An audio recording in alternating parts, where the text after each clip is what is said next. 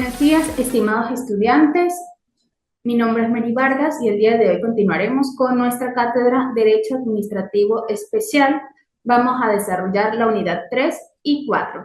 Unidad 3. El derecho al libre ejercicio de las actividades lucrativas de los administrados. Nuestro programa nos pide hablar en primer lugar sobre los derechos económicos garantizados en la Constitución Nacional. Para ello debemos empezar hablando del artículo 112 que nos establece la libertad económica y el fomento del empleo.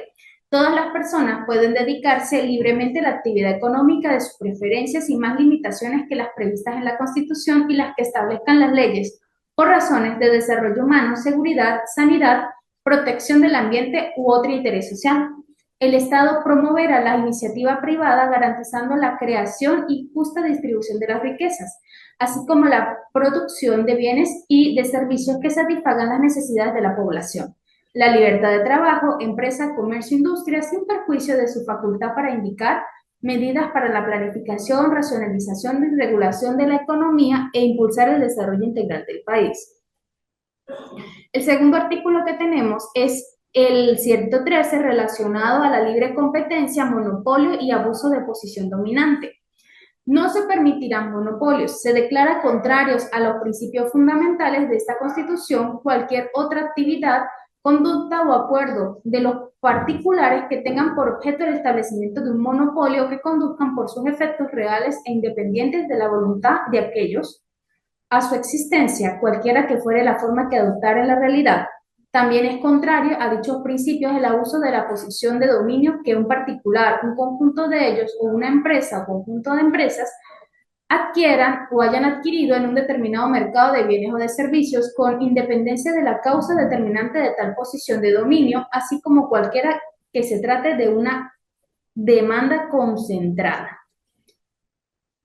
En todos los casos antes indicados, el Estado adoptará las medidas que fuesen necesarias para evitar los efectos nocivos y restrictivos del monopolio, del abuso de la posición del dominio y de las demandas concentradas, teniendo como finalidad la protección del público consumidor, de los productores y el aseguramiento de condiciones efectivas de competencia en la economía. Cuando se trata de explotación de recursos naturales, propiedad de la nación o de la prestación de servicios de naturaleza pública con exclusividad o sin ella, el Estado podrá optar concesiones o podrá otorgar concesiones por tiempo determinado, asegurando siempre la existencia de contraprestación o contrapartida adecuada al interés público. El siguiente es la penalización por ilícito económico y prácticas especulativas. El artículo 114 establece que el ilícito económico, la especulación, el acaparamiento, la usura, la cartelización y otros delitos conexos serán penados severamente de acuerdo a la ley. El artículo 115 nos habla del derecho de la propiedad. Se garantizará el derecho a la propiedad. Toda persona tiene derecho al uso, goce, disfrute y disposición de sus bienes. La propiedad estará sometida a contribución, restricciones y obligaciones que establezca la ley a los fines de utilidad pública o interés general y solo por causa de utilidad pública o interés social mediante sentencia firme y pago oportuno de justa indemnización podrá ser declarado expropiación en cualquier clase de bien. Tenemos también el artículo 116, la prohibición de confiscación de bienes. No se decretarán ni ejecutarán confiscaciones de bienes, sino en los casos permitidos por la Constitución. Por vía de sección podrán ser objeto de confiscación mediante sentencia firme los bienes de personas naturales o jurídicas, nacionales o extranjeras, responsables de delitos cometidos contra el patrimonio público, los bienes de quienes se hayan enriquecido ilícitamente al amparo del poder público y los bienes provenientes de las actividades comerciales, financieras o cualquier otra vinculada al tráfico ilícito de sustancias psicotrópicas o estupefacientes, es decir, drogas. También tenemos el artículo 117, los derechos de consumidores y usuarios. Todas las personas tendrán derecho a disponer de bienes y servicios de calidad, así como una información adecuada y no engañosa sobre el contenido y características de los productos y servicios que consumen, a la libertad de elección y un trato equitativo y digno. La ley establece los mecanismos necesarios para garantizar estos derechos y las normas de control de calidad y cantidad de bienes y servicios, los procedimientos en defensa del público consumidor, el resarcimiento de daños ocasionados y las sanciones correspondientes por la violación de estos derechos. Asimismo está, finalmente, el artículo 118 relacionado a las asociaciones cooperativas y formas asociativas. Se reconoce el derecho de los trabajadores, así como de la comunidad, para desarrollar asociaciones de carácter social y participativo, como las cooperativas, cajas de ahorro mutuales y otras formas asociativas. Estas asociaciones podrán desarrollar cualquier tipo de actividad económica de conformidad con la ley. La ley reconoce las especificidades de cada organización, en especial las relativas al acto corporativo, el trabajo asociado y su carácter generador de beneficios colectivos. El Estado promoverá y protegerá estas asociaciones destinadas a la mejora económica popular y alternativa.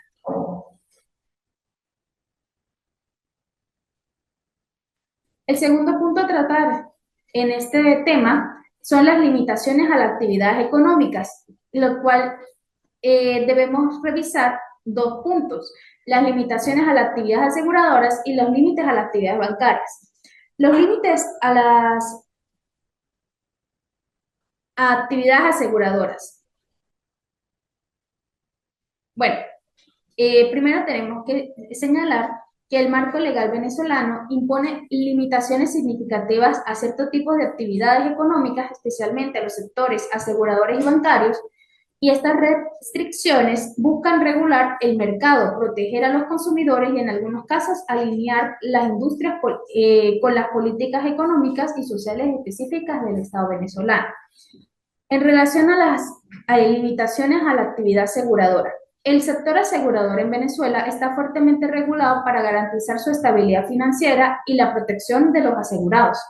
Las principales limitaciones consagradas en la ley de las reformas del decreto con rango, valor y fuerza de ley de la actividad aseguradora se centran en, primero, el régimen de inversiones. Las empresas de seguros tienen restricción estricta sobre dónde y cómo pueden invertir sus reservas y capital. Esto asegura que los fondos estén disponibles para cubrir las pólizas y no pongan a riesgos excesivos a los usuarios.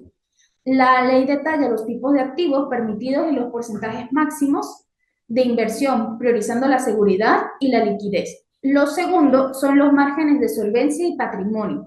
Las aseguradoras deben mantener un margen de solvencia mínimo y un patrimonio neto específico que le permita hacer frente a sus obligaciones. La ley establece los requisitos y mecanismos de supervisión para prevenir la insolvencia y proteger a los tomadores de pólizas.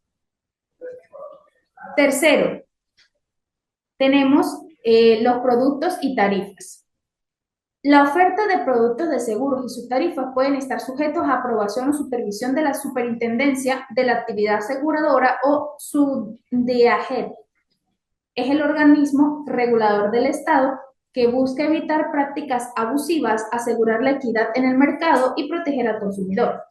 En cuarto lugar, tenemos la concentración de riesgos. Las normativas establecen límites a la concentración de riesgos que una sola aseguradora puede asumir.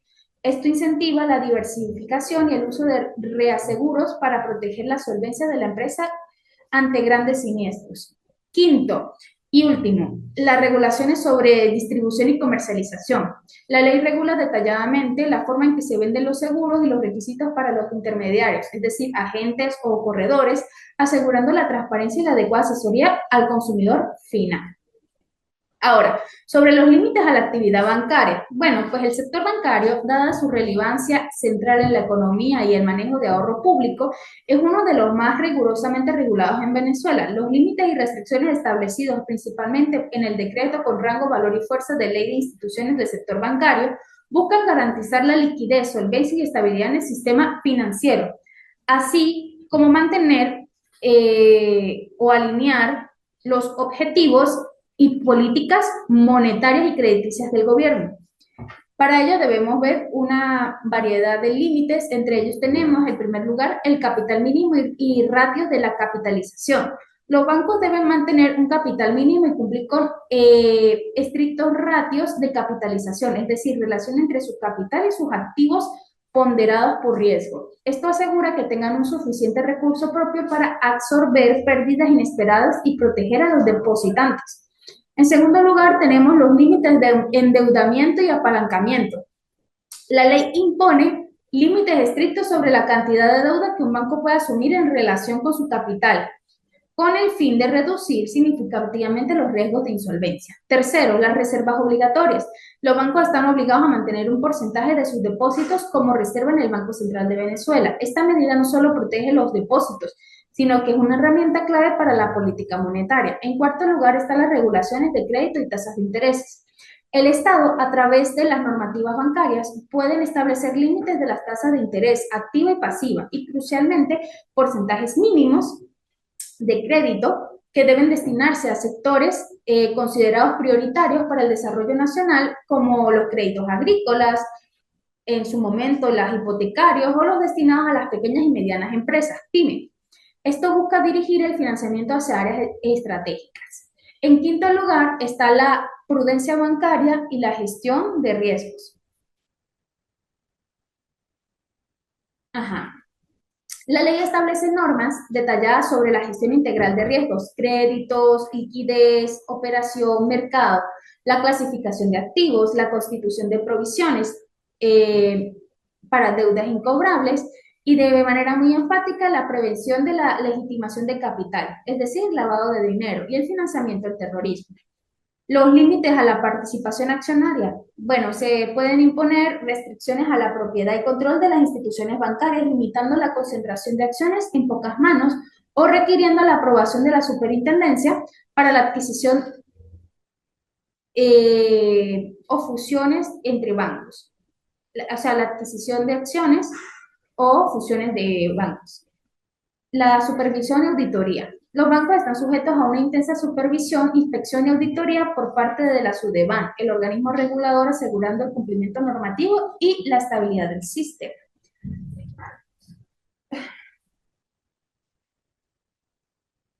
En tercer lugar, el pensum nos pide, permiso,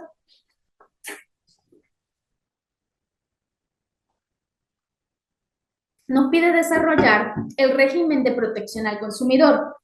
Este régimen vamos a desarrollarlo en 4 fases o en 4 etapas a lo largo de la historia de Venezuela. Empezamos hablando o empezamos esta historia diciendo que la protección al consumidor en Venezuela ha experimentado una profunda transformación pasando de un enfoque inicial centrado en el control estatal a un modelo más reciente que subordina los derechos del consumidor a la planificación centralizada del gobierno socialista. En sus orígenes y enfoque tradicional de 1939 a 1974 es la primera fase periódica que debemos desarrollar en esta evolución histórica. Desde 1939, la tradición venezolana en protección del consumidor estuvo dominada por el control de precios y la penalización de delitos económicos, como la especulación y el acaparamiento. Esto significó que la defensa del consumidor se regulaba principalmente a través del derecho público y administrativo, alejándose del ámbito del derecho mercantil. El objetivo era controlar la economía y penalizar las conductas más que empoderar al consumidor. Hacia un enfoque de protección al consumidor de 1974 al 2006. En 1974 se dictó la primera ley de protección al consumidor, influenciada por el derecho español. Aunque su aplicación se vio obstaculizada por las medidas económicas de excepción, sentó las bases de una regulación administrativa más específica. Con el levantamiento de los controles en 1989, una nueva ley de protección al consumidor se estableció para el año 92, que buscó alinear las protecciones del consumidor con principios de libertad económica y libre competencia. Para 1995, esta ley se reformó para incluir también a los usuarios, consolidando como la ley de protección al consumidor y al usuario. El punto de inflexión en este caso fue la Constitución del 99, que elevó a rango constitucional los derechos de los consumidores y usuarios, como lo leímos anteriormente. Este artículo 117 garantiza el derecho a bienes y servicios de calidad, información adecuada, libertad de elección y trato equitativo y digno. Además, consagra el principio de la soberanía del consumidor, ligándolo directamente a la libre competencia del artículo 113 y la idea de una economía social de mercado donde los consumidores eligen libremente entre una pluralidad de ofertas.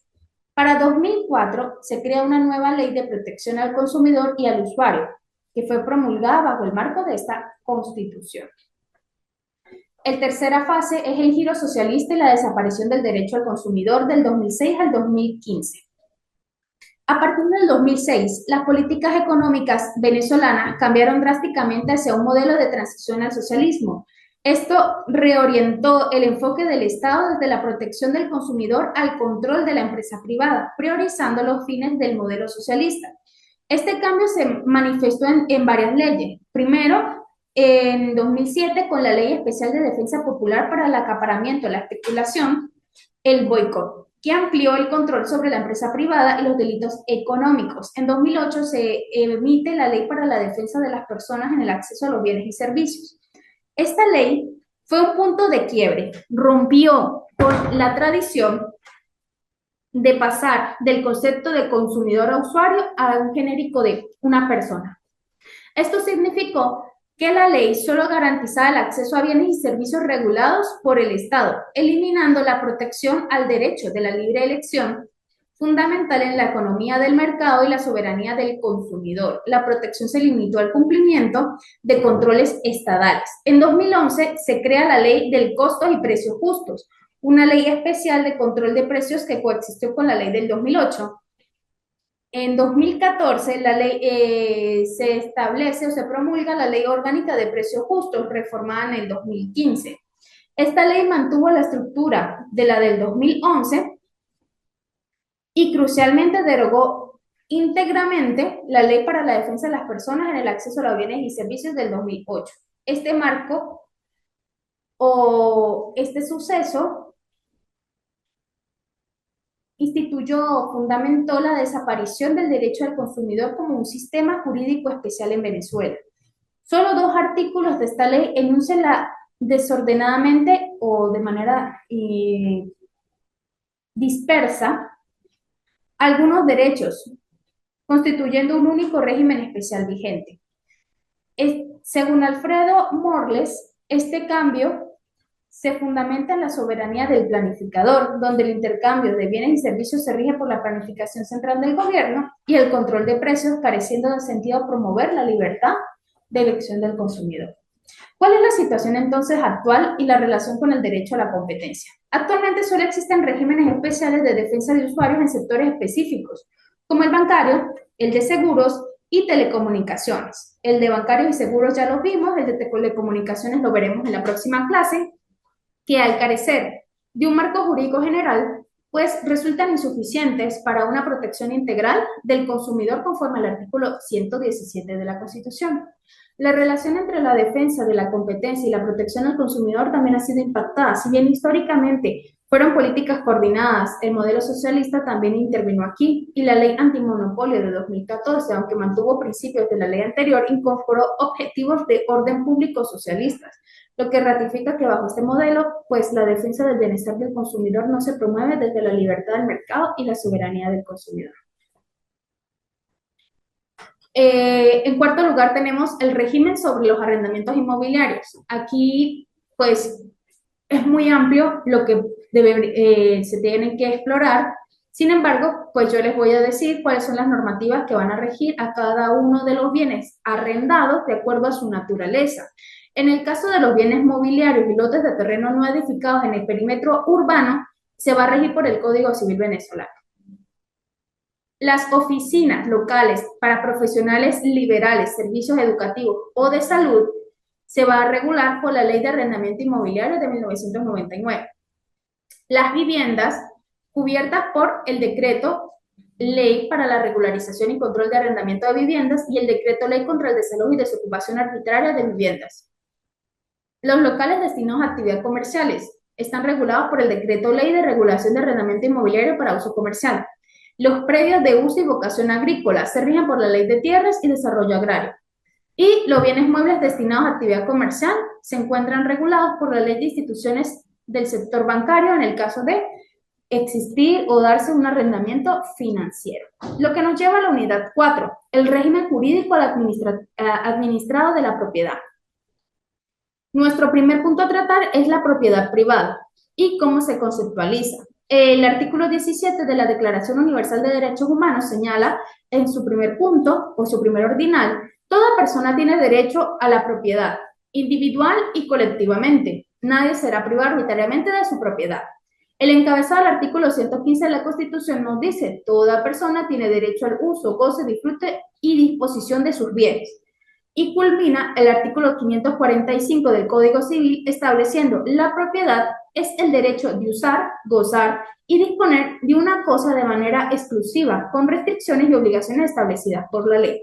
En consecuente o por consiguiente, la propiedad privada es comprendida como aquel derecho humano que tiene toda persona sobre una cosa o un bien que forme parte de su patrimonio, los cuales no pueden ser afectados por un acto de Estado, sino mediante un procedimiento previo, debidamente justificado y mediante oportuna y justa indemnización, aunque esté sujeto a los límites que establezca la ley, los mismos no pueden vaciar de contenido este derecho o hacer imposible su ejercicio.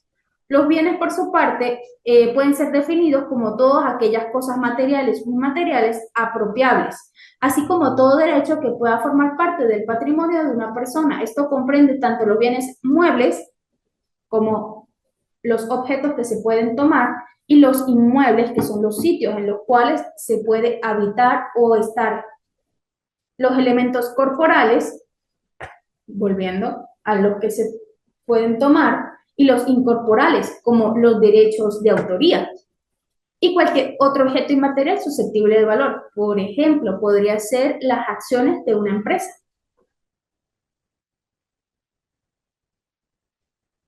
El segundo punto de la propiedad privada son las restricciones constitucionales y legales. El artículo 21 de la Convención Interamericana de Derechos Humanos señala, toda persona tiene derecho al uso y goce de sus bienes. La ley, subrayo aquí porque es importante, puede subordinar el uso y goce a interés social. Asimismo, continúa el artículo señalando que ninguna persona puede ser privada de sus bienes, excepto mediante el pago de indemnización justa por razones de utilidad pública o interés social, y en algunos casos y según la forma establecida por la ley. Tanto la usura como cualquier otra forma de explotación del hombre por hombre debe ser prohibido por la ley.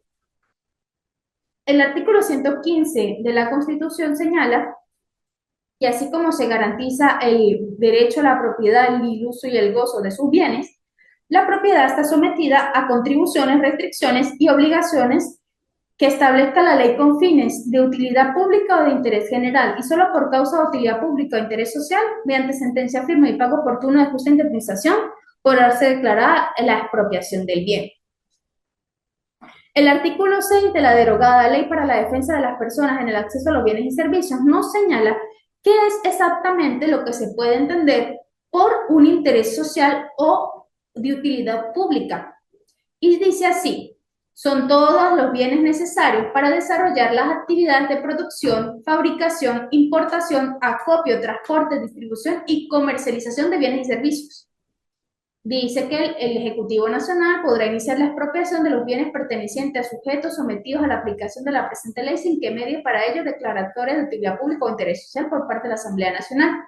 Igualmente, el Ejecutivo Nacional puede iniciar el procedimiento de expropiación cuando se haya cometido ilícitos económicos y administrativos, de acuerdo a lo establecido en el artículo 114, que si no me equivoco es el que habla de estupefacientes y sustancias psicotrópicas.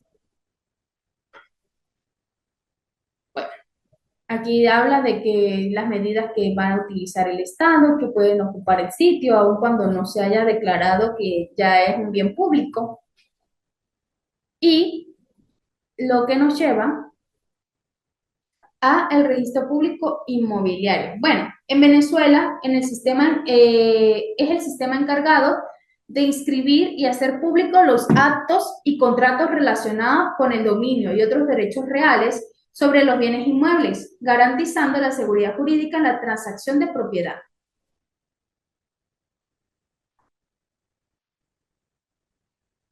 El Servicio Autónomo de Registros y Notarías, o como mejor se conoce, SAREM, es el organismo del Estado venezolano adscrito a la Vicepresidencia Ejecutiva que se encarga de este tipo de situaciones. Nos toca o nos corresponde hablar sobre la propiedad intelectual. La propiedad intelectual, bueno, En este caso, o sobre este tema, debemos señalar que tuvimos un retroceso muy grande desde el 2002 en adelante. Se politizó el sistema de la propiedad intelectual cuando fue acuñado un tema que ha sido muy perjudicial, que se llama la apropiación social del conocimiento. Cuando renunciamos a la CAN en 2008, se dejó de aplicar la normativa que cubría la mayor parte de los aspectos relacionados a la propiedad industrial y retrocedimos a la ley de 1955, que excluye la patentibilidad de medicamentos, bebidas, alimentos, etc. Y bueno, tenemos que decir que la propiedad intelectual tiene dos ramas, el derecho de autor y la propiedad industrial. Pero, ¿qué es eso de propiedad intelectual? Bueno, es un área del derecho que se encarga de la protección de bienes intangibles, es decir, que no los podemos tocar ni los podemos ver, pero que existen en la realidad. Y se encarga de otorgar derechos exclusivos sobre bienes, ya sean estos obras literarias y artísticas, novelas, poemas, obras de teatro, película, música, dibujos, fotografías, esculturas, bases de datos, invenciones, nuevos productos o procesos, signos distintivos, nombres, símbolos, imágenes utilizadas en el comercio, diseños, la aparición estética de un producto. ¿Cuál es su objetivo de la propiedad intelectual? Bueno, el objeto de la propiedad intelectual es fomentar la innovación y la creatividad, otorgando a los creadores derechos exclusivos sobre sus obras por un tiempo determinado, lo que les permite obtener un beneficio económico por su esfuerzo y talento. Como dijimos, existen dos tipos de propiedad intelectual: el derecho de autor, que protege obras literarias y artísticas, y la propiedad industrial, que protege invenciones, signos distintivos y diseños con aplicación industrial. Finalmente, tenemos que hablar sobre la extinción del derecho a la propiedad. Son los métodos o tipos de formas en que se puede perder la propiedad en hechos, actos o negocios jurídicos. ¿Cómo se clasifica? Bueno, está el absoluto o el relativo. Puede ser absoluto o relativo. Absoluto suele estar relacionado con el objeto y no con la persona que lo ostenta. Y su principal rasgo distintivo es que la extinción del derecho se verifica para todos y no solamente para su actual titular. Entre los supuestos de pérdida absoluta, la doctrina suele incluir la destrucción física de la cosa y de lo que algunos han denominado la destrucción jurídica, en virtud de que el bien haya quedado fuera del comercio.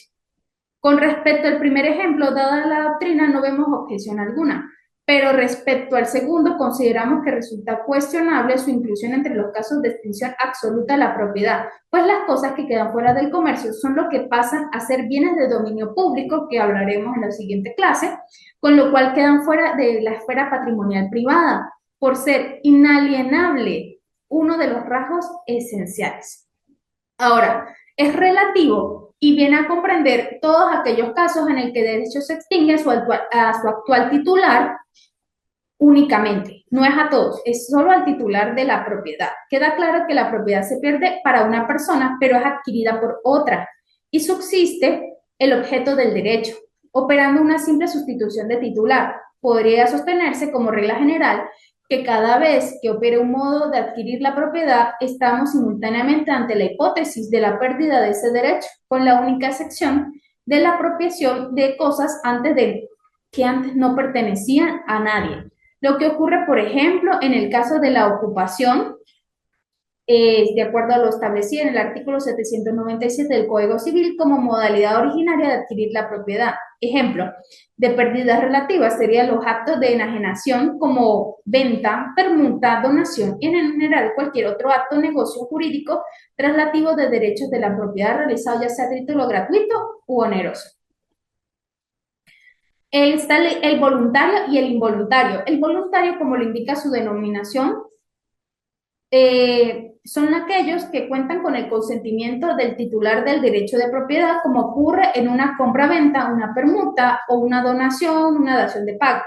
El involuntario son todos aquellos en los que se modifica la titularidad del derecho sin el consentimiento del titular. Por ejemplo, la expropiación o una confiscación. Originario supone que el titular adquiere el derecho independientemente de cualquier título anterior, como accesión u ocupación, mientras que el derivado supone que otra persona transfiere el derecho. Dicha distinción es importante en cuanto a la adquisición de la propiedad. Ahora, actos entre vivos o mortis causa. Entre vivos, pues es la transmisión por acto entre personas. En el momento de la transferencia existe un transmitente y un adquiriente, una compraventa. En mortis causa, la adquisición es ocasionada por la muerte del titular del bien y es transmitida a sus herederos o legatarios. Herederos son aquellas personas que comparten un vínculo sanguíneo con el propietario original y que por ese vínculo, ya sea sanguíneo o por adopción, pues les corresponde adquirir el bien. El legatario ya es una situación particular en el cual la persona antes de morir señala en su testamento que específicamente, por ejemplo, le deja el teléfono celular a Pedro Pérez. Y Pedro Pérez va a adquirir ese celular siempre y cuando pues no vaya a incidir en la cuota parte correspondiente a la sucesión. Es decir, si no se afecta la cuota parte establecida para la sucesión, no hay ningún problema que Pedro Pérez se quede con el celular. Pero el Pedro Pérez viene a ser un legatario. Ahora, a título universal o particular, el título universal ocurre si la transferencia abarca la totalidad de los bienes o una cuota parte de la universalidad. Mientras que es a título particular en aquel en el que el adquiriente no sustituye los deberes asumidos por el transmitiente cuando los bienes estaban en la esfera de su poder. El punto 2 sobre esta unidad 4 es la expropiación por causa de utilidad pública o social. El artículo 2 de la Ley de Expropiación por causa de utilidad pública o social señala que es una institución de derecho público mediante la cual el Estado actúa en beneficio de una causa de utilidad pública o de interés social, con la finalidad de obtener la transferencia forzosa del derecho de propiedad o algún otro derecho de los particulares o su patrimonio mediante sentencia firme y pago oportuno. En términos más sencillos, es la potestad que tiene el Estado de tomar una propiedad privada, no por capricho, sino porque es una necesidad para un proyecto o un fin que va a beneficiar toda una comunidad. Por ejemplo, esta casa que está aquí puede servir para una escuela, un hospital rural, entre otras situaciones. Y siempre pues, va a ser pagando un precio justo a tiempo y con la validación de un tribunal. ¿Cuáles son los requisitos para que se pueda dar una expropiación? Primero, una disposición formal que declare la utilidad pública de un bien. En segundo, la declaratoria de que su ejecución exige indispensablemente la transferencia total o parcial del derecho. Es decir, yo puedo pedir la expropiación parcial de un bien o la expropiación total. Tengo que decir por qué motivo o razón va a ser de utilidad pública. Se va a establecer a través de un perito un precio justo del bien y se debe pagar al dueño de forma oportuna. El procedimiento. Tenemos dos fases que se van a dar en el procedimiento. El arreglo amigable o el amistoso y lo judicial. El arreglo amigable, este procedimiento se encuentra previsto en la Ley de Expropiación por causa o de utilidad pública o social del 2002. El arreglo amigable se encuentra estipulado en el artículo 22 y la fase judicial de los artículos 24 al 33. El arreglo amigable, ¿en qué va a consistir? Es la primera fase donde el Estado intenta adquirir el bien de mutuo acuerdo con el propietario. El inicio del trámite es cuando, una vez publicado el decreto de expropiación, el ente expropiante inicia el proceso de adquisición amigable. Para ello se encarga a peritos la valoración del bien. En segundo lugar, está la notificación a los interesados, pues se publica un aviso en prensa en un diario de circulación nacional y local de existir para que los propietarios, poseedores y cualquier otra persona con derechos sobre el bien concurran ante la entidad expropiante en los siguientes 30 días continuos a la publicación. En tercer lugar está la comunicación y aceptación del justiprecio. El valor del bien es notificado por escrito a los propietarios y ellos tienen 5 días hábiles desde su notificación para manifestar por escrito si aceptan o no ese precio.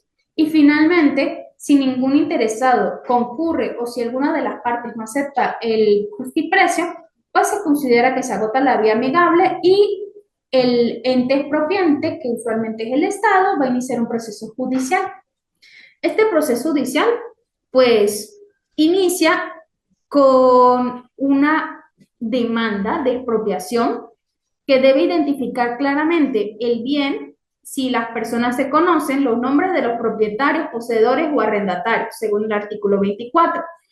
Asimismo, el tribunal en los plazos de 3 días desde la presentación de la solicitud de esta demanda de expropiación debe solicitar a la oficina de registros, si es que no se adjuntó en la demanda como documento fundamental, todos los datos de la propiedad y gravámenes del bien. El tribunal posteriormente ordenará la publicación de un edicto para emplazar a todos los posibles interesados, propietarios, poseedores, arrendatarios, acreedores.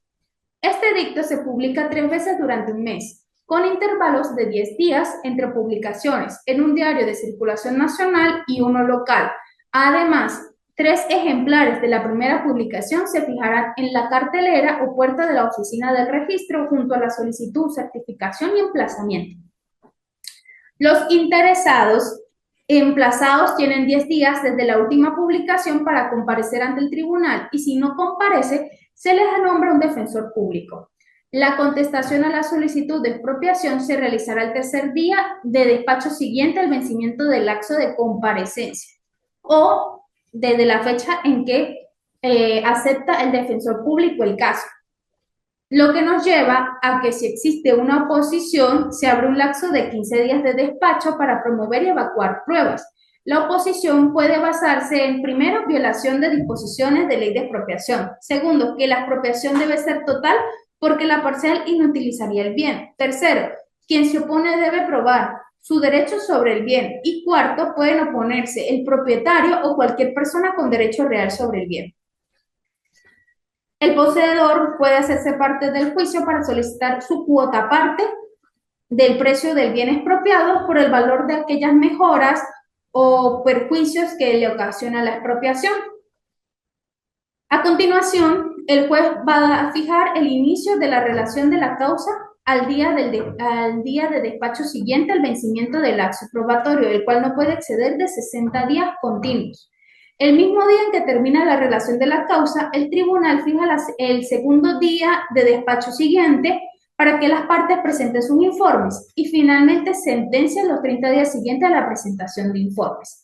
Esta decisión puede ser apelada en los primeros 5 días en el Tribunal Supremo de Justicia.